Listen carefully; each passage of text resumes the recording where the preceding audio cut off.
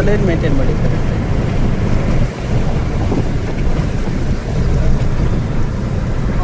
speed ಒಂದೇ line,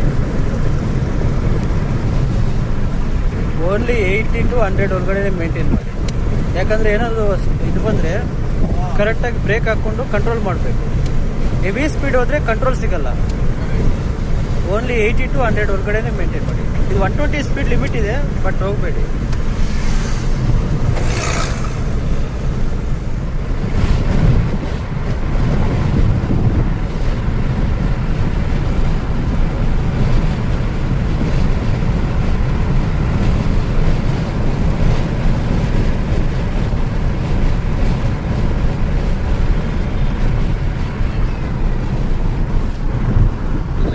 line